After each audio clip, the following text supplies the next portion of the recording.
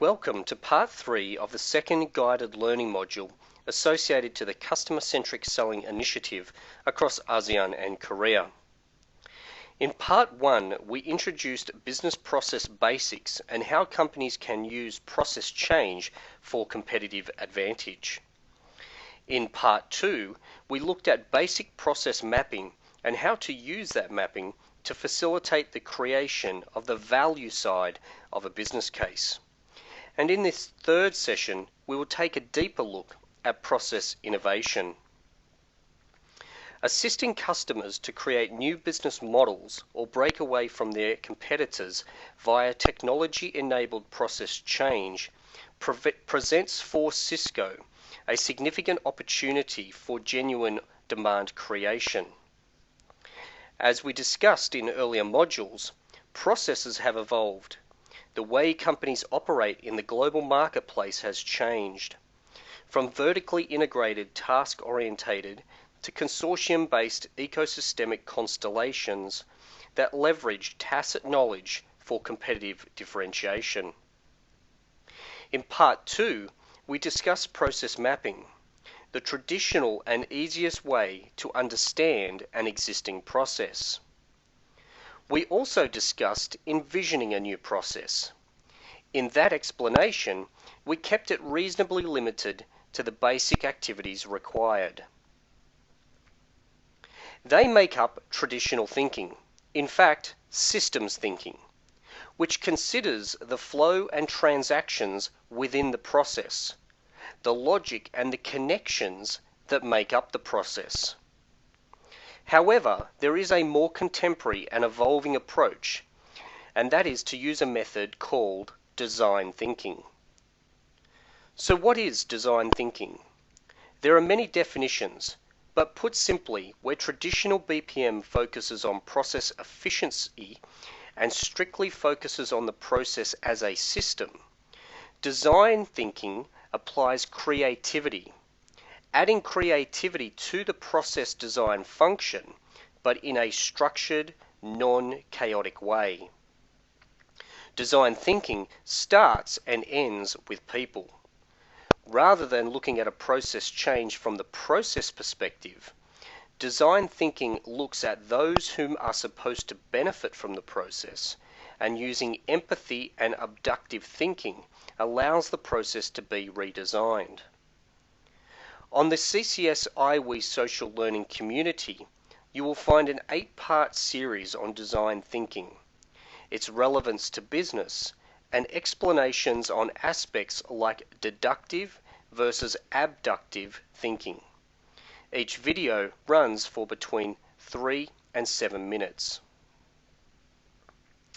In addition to design thinking, another shift taking place in the marketplace is the move from systems of record to systems of engagement. Systems of record simply means systems that must be accurate. Hard and fast factual data.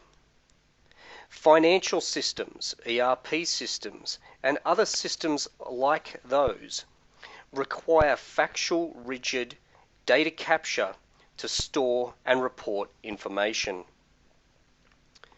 Systems of engagement, however, are the tools and systems that people use to engage each other, such as email, collaboration tools, WebEx, telepresence, and much more, all types and variety of social media from Twitter to Instagram. In the 80s and the 90s, IT was mostly around systems of record, transactionally based, very focused on documents, and really around permanent retention of information. However, the shift is much more to interactions, collaboration, conversations, open and ad hoc accessibility, and transient retention of information. In the past decade, there has been an explosion of systems of engagement, with more becoming available every day. In our working lives, we now spend an extraordinarily large amount of time working in and on systems of engagement. Think about your own working day. What IT tools do you use? And are they systems of engagement based, or are they systems of record based? Also, are your customers any different? The people in your customer's business, are they required to interact in the same ways?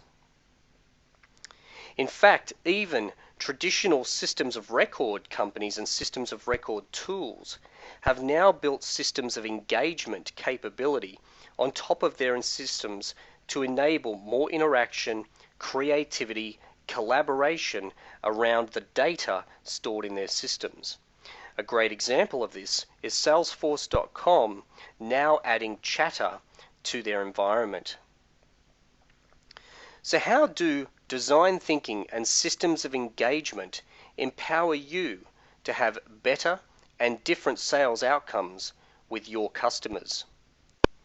Envisioning capabilities through process innovation is best served by design thinking and systems of engagement thinking. Let's take a look at an example.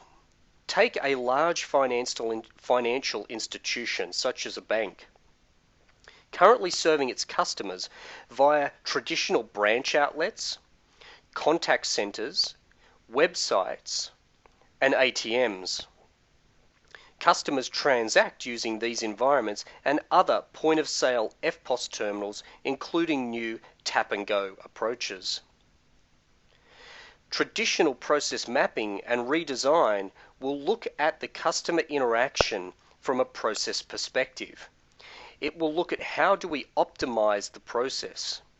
In this case, it may identify that a new smartphone application or a new voice biometric based IVR platform may offer further opportunity for automation and cost reduction in the customer interaction process while delivering the same or improved customer experience. However, where it fails against design thinking and systems of engagement thinking is that it is holistic. It looks at every customer and every customer transaction as one generic interaction or transaction, and it seeks to identify volume-based generic process change to deliver improved profitability for the organization. The mobile application and voice biometric ideas are still valid and fantastic ideas, but will they really create amazing competitive advantage? And the answer is no. It's easily and quickly replicable by competitors. As Clayton Christensen outlines, it's merely sustaining innovation, not empowering or breakthrough or disruptive innovation. If design thinking and systems of engagement thinking were applied to the above problem, the first step is to rethink the problem. Firstly, it needs to be more specific than broad customer interaction types.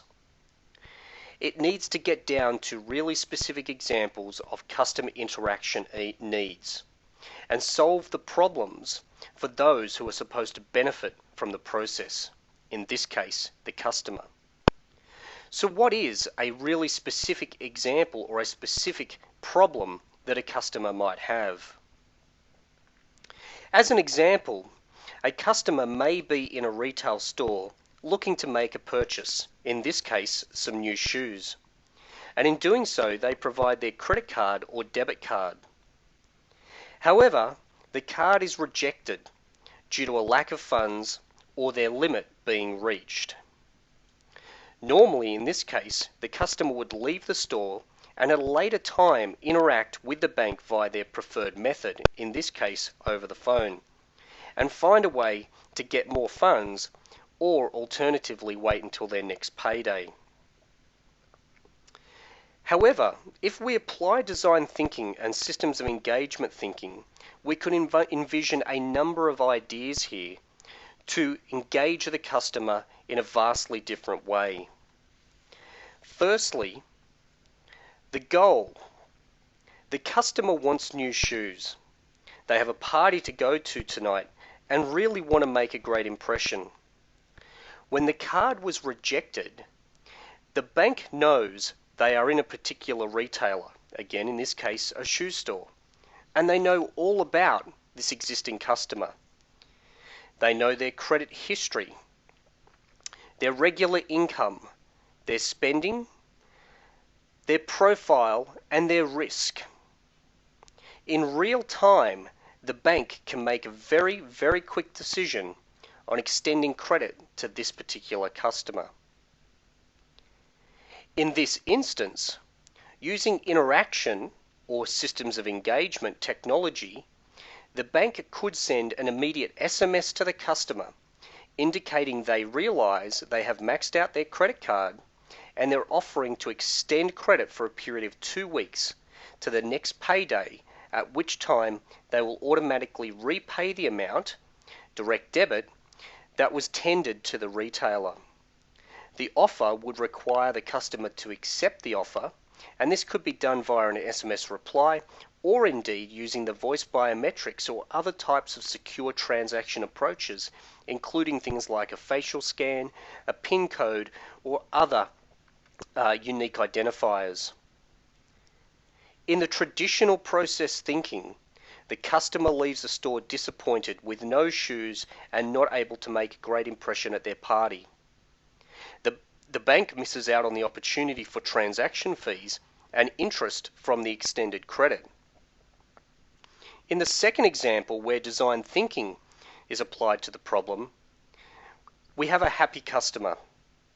They get their shoes and they make a great impression at their party. The bank is earning more income and profit, and the customer becomes a true advocate for the bank brand. In this example, various technologies need to be deployed to enable this new paradigm in customer experience. While this is but one example, it is used to illustrate the difference between traditional process redesign and design thinking and systems of engagement thinking, which is deeper and more specific and more focused on the benefactor of the process. Shifting your thinking, however, to design thinking and systems of engagement will take a lot of practice. On the CCS iWe initiative site, there are a number of videos and posts that provide some insight to some of the world's leading thinkers in these areas. Our recommendation, however, is to get together with people, your peers, your customers, and even your customers' customers, to apply these thinking principles. This is a different way of thinking. It is less about the activity of process redesign and rather how you approach the activity to address the problems that the end user customer, the user of the environment, is actually having. And that takes a personal commitment to thinking differently. Thank you for participating in this 3-part series on business process mapping. We hope the supplementary material on the CCS iWe site is also helpful in your learning journey. And good luck selling.